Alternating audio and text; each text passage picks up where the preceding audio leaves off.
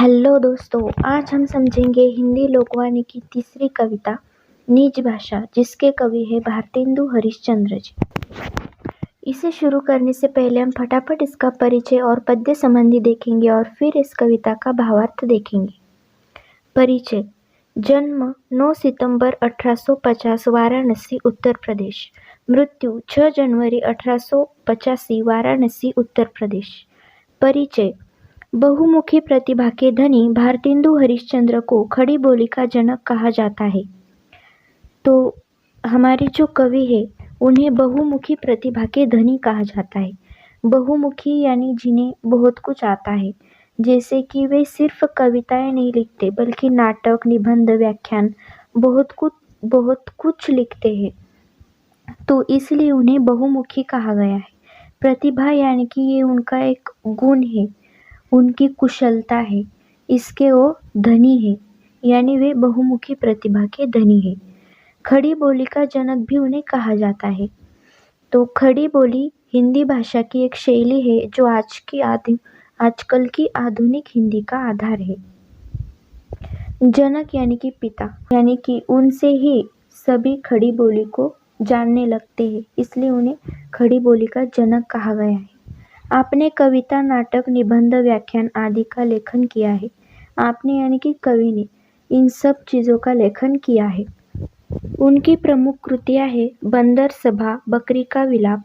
ये हास्य काव्य कृतियाँ हैं, यानी कि ये कविता के स्वरूप में, काव्य के स्वरूप में लिखी हुई उनकी कृतियाँ हैं, जिसे पढ़कर एक हास्य निर्माण होता है, हंसी भी आती है। अंधेरी नगरी, चौपट राजा, ये उनका एक नाटक है जिसमें व्यंग है। व्यंग यानी कि जिसमें संदेश दिया जाता है, उसे व्यंग कहा जाता है। भारत वीरत्व, विजय वैजयंती, सुमनांजलि, मधुमुकुल, वर्षा विनोद, राग संग्रह आदि काव्य संग्रह, तो इत्यादि उनके काव्य संग्रह भी है। पद्य संबंधी में हम देखेंगे कि दोहा, तो ये जो है ये कविता एक प्रकार का दोहा है। ये दोहों से बनी कविता है। यह अर्ध सम्मात्रिक छंद है। इसमें 4 चरण होते हैं। अर्ध सम्मात्रिक छंद यानी कि इन दोहों में ना मात्राओं का प्रयोग किया गया है, यानी पहली लाइन में 13 मात्राएं, दूसरी लाइन में 11, तीसरी में फिर से 13 और चौथी में 11। तो 4 चरण होते हैं, यानी कि आपको अभी दोहों में 2 ही लाइनें दिख रही होगी, लेकिन इसमें 4 लाइनें हैं। जैसे कि एक भाषा एक जीव, ये हुई एक लाइन यानी एक चरण। एक मति सब घर के लोग, ये दूसरा चरण। तबे बनत है सबन सो, ये तीसरा चरण। मिटत मूढ़ता सोग, ये चौथा चरण। इस प्रकार इसमें 4 चरण होते हैं, उससे मिलकर एक दोहा बनता है।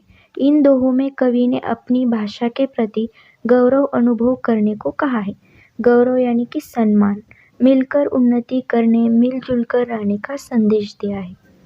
तो इसमें कवि जो है वो अपनी मातृभाषा के प्रति हमें सम्मान महसूस करना चाहिए, ऐसा वो कहते हैं। तो आज की हमारी कविता का नाम है निज भाषा। निज भाषा यानी अपनी मातृभाषा। तो चलिए शुरू करते हैं। निज भाषा उन्नति आहे, यानी कि निज भाषा में ही अपनी उन्नति है। निज भाषा यानी अपनी मातृभाषा में ही अपनी उन्नति है। सब उन्नति को मूल, तो मूल यानी कि जड़, सभी उन्नतियों का मूल कारण क्या है? अपनी मातृभाषा। बिन निज भाषा ज्ञान के, यानी बिना अपनी मातृभाषा के ज्ञान के, मिटत न हिय को सूल, यानी हिय यानी हृदय, सूल यानी कि काटा या फिर मन की पीड़ा।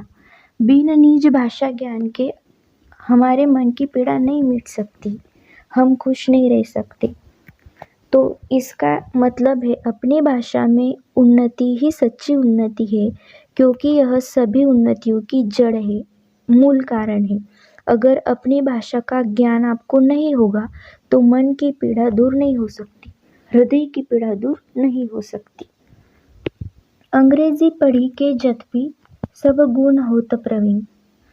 जतपी यानी अगर आप अंग्रेजी पढ़कर सब गुण हो तो प्रवीण, सभी क्षेत्र में कुशल बन जाते हो। प्रवीण यानी कि कुशल, तज्ञ, आप सभी क्षेत्रों में एकदम माहिर बन जाते हो। पे पे यानी कि मगर, निज भाषा ज्ञान बिन, अपनी मातृभाषा के ज्ञान के सिवा रहत हीन के हीन, हीन यानी अज्ञानी, आप अज्ञानी ही रहेंगे। अगर कोई अंग्रेजी पढ़कर बहुत योग्य भी बन जाए, फिर भी यदि उसे अपनी भाषा का ज्ञान नहीं है तो वह अधूरा ही माना जाएगा। दोस्तों, अगर आपको ये वीडियो धीरे या लंबी लग रही हो तो आप स्पीड बढ़ाकर भी देख सकते हैं। उन्नति पूरी है तभी जब घर उन्नति होए, निज शरीर उन्नति किए रहत मूढ़ सब कोय। उन्नति तभी पूरी हो सकती है जब घर यानी कि अपना देश को घर कहा गया है, जब पूरा देश उन्नत होगा। निज शरीर उन्नति किए रहत मूढ़ सब कोय। मूढ़ यानी कि मूर्ख, अज्ञानी। अगर आप सिर्फ खुद की उन्नति करेंगे, निज शरीर यानी कि खुद की उन्नति, अगर आप सिर्फ खुद की उन्नति करेंगे तो बाकी सब तो अज्ञानी ही रहेंगे ना। तो हमें साथ में मिलकर उन्नति करने को यहाँ पर कवि ने कहा गया है। निज भाषा उन्नति बिना कभू न वे है सोय। निज भाषा यानी अपनी मातृभाषा के उन्नति के बिना कभी भी नहीं हो सकती सोय यानी कि सुख। सोय का मतलब होता है सुख, कभी भी आपको सुख नहीं हो सकता। लाखों उपाय अनेक यो, भले करे किन कोय। आप लाख उपाय कर लो, कुछ भी कर लो, चाहे आप कुछ भी कर लो, लेकिन आपको अगर अपनी मातृभाषा के प्रति गौरव नहीं होता, आप अपनी मातृभाषा में बात नहीं करते, तो अगर आपको अपनी मातृभाषा का ज्ञान ही नहीं है तो आप सुखी नहीं रह सकते।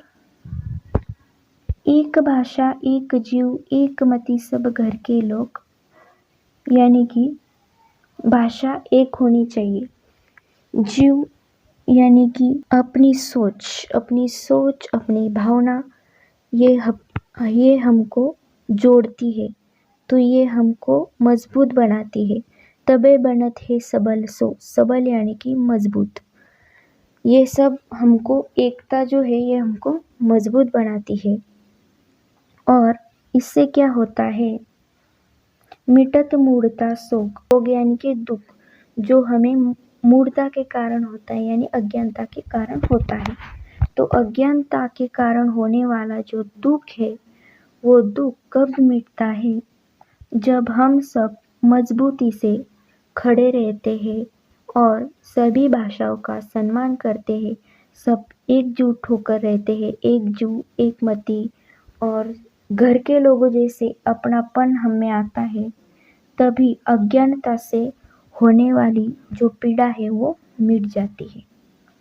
और एक अति लाभ यह या में प्रगट लिखात यानी कि मैं यहाँ पर लिख रहा हूँ, ऐसा कवि कहते हैं। तो अपनी मातृभाषा का एक और लाभ यह है, जो मैं यहाँ पे लिख रहा हूँ। निज भाषा में कीजिए जो विद्या की बात, आप अपनी मातृभाषा में कीजिए, आपको जो भी ज्ञान की बातें करनी हो, क्योंकि आपको फट से समझ में आ जाएगी। इसलिए अगर आप किसी और भाषा में बताएंगे तो क्या पता वो सामने वाले को ना समझ आए, या फिर आपको खुद को ही अच्छे से आप ना दूसरों को बता पाए। तो इसीलिए आपको जो भी बातें करनी है अपनी मातृभाषा में करनी चाहिए, तभी ज्ञान अच्छे से बढ़ता है हमारे अंदर का। हम विचार भी अपनी ही भाषा में करते हैं ना, इसीलिए। ते ही सुनी पावे लाभ सब, बात सुनी जो कोई, मतलब जो भी इस बात को सुनता है उसे लाभ ही लाभ मिलता है। ते ही यानी उसे, और जो भी इस बात को सुनता है, यानी अभी उन्होंने जो बताया है अपनी मातृभाषा के प्रति हमें कैसा होना चाहिए, जो इस बात को सुनता है उसे लाभ ही लाभ मिलता है। यह गुण भाषा और मह कभू नाही होय, यह जो विशेष गुण है वो दूसरी भाषा में नहीं हो सकता। कौन सा गुण? आत्मीयता, एकता, ज्ञान और जो भी गुण होते हैं अपनी मातृभाषा के, वो किसी और भाषा में नहीं हो सकते। तो वो कहते हैं जो भी इस बात को सुनता है उसे लाभ ही मिलता है। यह जो विशेष गुण है वो दूसरी भाषा में नहीं हो सकता। ठीक है। तो दोस्तों आप सब्सक्राइब करना भूल जाते हैं। अगर आपको यहाँ तक कविता समझ में आई तो फटाफट चैनल को सब्सक्राइब कीजिए। आपको कोई भी डाउट हो तो आप कमेंट में पूछ सकते हैं। ठीक है। पहली इकाई के सभी पाठ के स्वाध्याय की प्लेलिस्ट मैंने डिस्क्रिप्शन में दी है। आप वहाँ से पहली इकाई के सभी चैप्टर के स्वाध्याय देख सकते हो। तो अभी हम फिर से अपने टॉपिक पे वापस आते हैं। विविध कला शिक्षा अमित, ज्ञान अनेक प्रकार। तो ज्ञान के अनेक प्रकार होते हैं क्योंकि उसमें कला होती है, अलग अलग प्रकार की कलाएं होती है। कोई खेल में माहिर होता है, कोई पढ़ाई में माहिर होता है। ऐसे ज्ञान के अनेक प्रकार होते हैं। सब देशन से लेकर हो, आप सभी देशों से वो ज्ञान लेकर अगर आते हो। भाषा माही प्रचार, लेकिन उसका प्रचार आपको अपनी भाषा में ही करना चाहिए। तो अगर आप ज्ञान सभी देशों से बटोर कर लाते हो, लेकिन उसका प्रचार आपको किस भाषा में करना चाहिए? अपनी भाषा में करना चाहिए। भारत में सब भिन्न अति ताहि सो उत्पात। भारत में सब भिन्न भिन्न प्रकार के लोग रहते हैं। जाति, धर्म, भाषा, वेशभूषा। ताहि सो उत्पात, उत्पात यानी कि झगड़ा। भारत में बहुत सारी विशेषताएं, इसलिए झगड़े भी होते हैं। विविध देश मतहु विविध भाषा विविध लखात। हर राज्य और समाज का अलग अलग मत, विचार और भाषाएं होती है। तो इस प्रकार कवि ने अपनी मातृभाषा का सम्मान करने का संदेश दिया है। अगर आपको किसी भी शब्द का मतलब समझ में नहीं आया हो तो आप कमेंट में पूछ सकते हैं, मैं उसका मतलब बता दूंगी। तो आगे मैंने यहाँ पर कुछ शब्द दिए हैं, तो आप देख सकते हैं। तो वीडियो पसंद आए तो लाइक ठोको और शैक्षणिक सफ़र में हम सफ़र बनने के लिए सब्सक्राइब तो बनता है।